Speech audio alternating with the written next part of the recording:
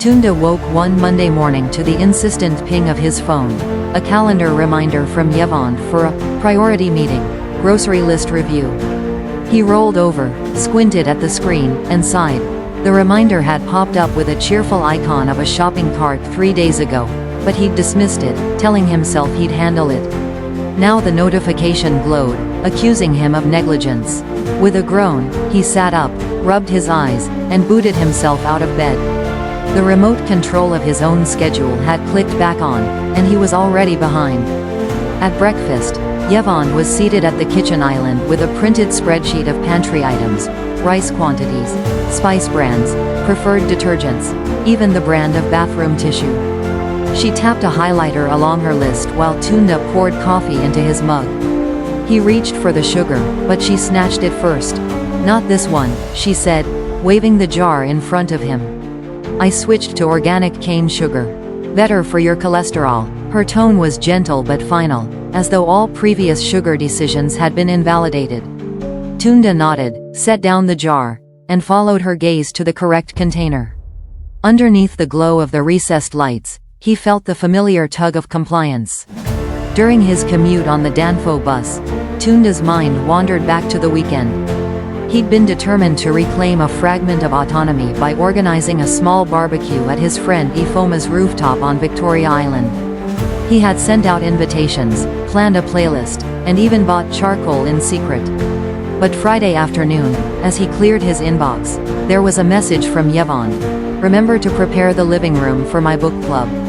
They'll use it tonight." He'd meant to remind her that the barbecue was non-negotiable, but the words had lodged in his throat. And so the barbecue invitations had gone unanswered, the charcoal sat untouched, and the rooftop grill waited for its moment that never came. At his office desk, Tunda toggled between spreadsheets, project updates, and mental to-do lists drafted in his notebook. He glanced at the small photo pinned to the cubicle wall, him and his college friends laughing under string lights, and felt a pang of nostalgia. That carefree version of himself, the one who would make plans and stick to them, seemed dormant. He closed his eyes for a brief second and fantasized about pressing mute on Yevon's calendar and play on his own. But when his phone buzzed with another reminder, buy gift for Auntie Bissie's birthday, dinner Saturday, his resolve fizzled. He typed, "Okay, babe," into the reply box and hit send before the thought fully formed. That evening, back in the apartment, Tunda was halfway through removing his shoes when Yevon materialized by the entrance with a tote bag slung over her shoulder. "Did you pick up those batteries?" she asked. "Batteries?" he echoed. "For the smoke detector. I texted you about that yesterday." He checked his messages. There it was. A single line, almost easy to miss. "Get batteries." He swallowed. "Coming right up." She nodded, went to hang her bag, and began unpacking groceries. Tunda followed her into the kitchen, grabbed his keys, and left without protest. The neighborhood electronics store was 3 blocks away, but he felt the weight of the chore dragging at his steps. Inside, the shelves were filled with so many kinds of batteries that he felt a flicker of indecision. AAA, lithium, rechargeable. He texted Yevon. "Which type?" Her reply came almost instantly. "AAA, Energizer."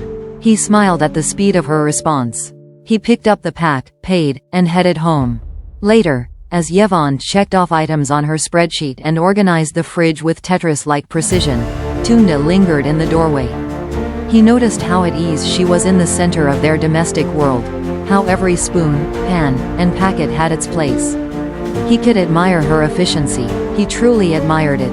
But slowly, the admiration morphed into something else, a curious bitterness that made his throat tighten.